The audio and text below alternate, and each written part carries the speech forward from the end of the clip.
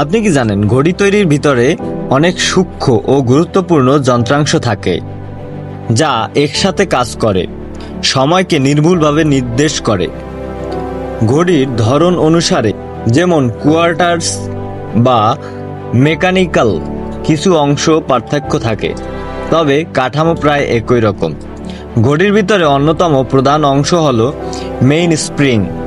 এটি একটি সরু কিন্তু শক্তিশালী ধাতব ফিতা যা শক্তি সঞ্চয় করে রাখে। মেকানিক্যাল ঘড়িতে এই স্প্রিং ঘুরিয়ে ওয়াইড অ্যান্ড করা হয় আর সেই সঞ্চিত শক্তি ধীরে ধীরে ছাড়ে যা ঘড়িকে চালায়। মেইন স্প্রিং যেটিতে থাকে তাকে বলা হয় ব্যারেল। এই ব্যারেল আস্তে আস্তে ঘোরে এবং তার সঙ্গে সংযুক্ত গিয়ার ট্রেন্ড ঘুরতে থাকে। গিয়ার ট্রেন্ড হলো একাধিক ক্ষুদ্র গিয়ার বা চাকা যা একে অপরের সঙ্গে সংযুক্ত। এই গিয়ারগুলো ঘুরে নির্দিষ্ট হারে শক্তি পৌঁছায় ঘন্টা, মিনিট ও সেকেন্ডের কাঁটার কাছে। এই শক্তি গতি নিয়ন্ত্রণের জন্য থাকে একটি অংশ যেটাকে বলে অ্যাসেটমেন্ট। এটি একটি ধরনের লক মেকানিজম যা প্রতি নির্দিষ্ট সময়ে শক্তি ছাড়ে যেন কাঁটাগুলো এক ধাপে এগিয়ে যায়। অ্যাসেটমেন্ট মূলত একটি ঘড়ির টিকটিক শব্দের জন্য দায়ী। অ্যাসেটমেন্টের সঙ্গে যুক্ত থাকে ব্যালেন্স হুইল, যেটি পেন্ডুলামের মতো কাজ করে। এটি দোল খেতে খেতে ঘড়ির প্রতি নিয়ন্ত্রণ করে। ব্যালেন্স হুইল এর সঙ্গে থাকে হেয়ার স্প্রিং নামে একটি সূক্ষ্ম স্প্রিং যা একে নির্দিষ্ট সময়ে দুলতে সাহায্য করে।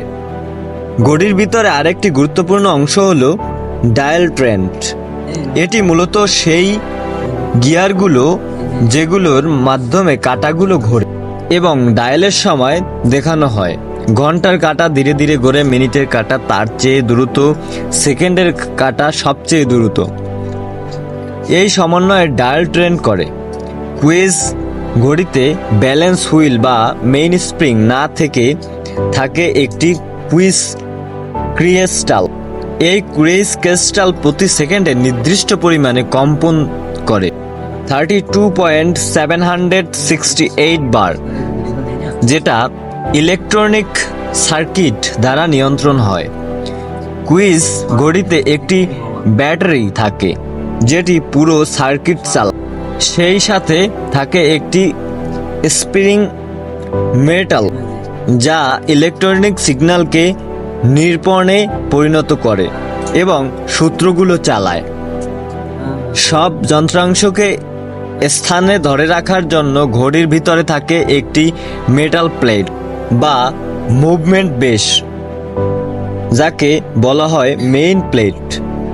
এর উপরে থাকে ছোট্ট ছোট্ট গিয়ার স্ট্র্যাপ, স্ক্রু এবং ব্রিজ যেগুলো গিয়ার এবং অন্যান্য যন্ত্রাংশগুলোর উপরে বসে তাদেরকে সঠিকভাবে স্থাপন করে। অনেক ঘড়িতে তারিখ বা দিন দেখানোর জন্য আলাদা ডিস্ক থাকে যেটা প্রতি 24 ঘন্টা পর এক ধাপ ঘুরে যায়। এই অংশগুলোকে বলা হয় ক্যালেন্ডার মেকানিজম। এইসব যন্ত্রাংশ একসঙ্গে মিলেই তৈরি করে একটি জটিল অথচ চমৎকার সময় গণনার যন্ত্র, ঘড়ি।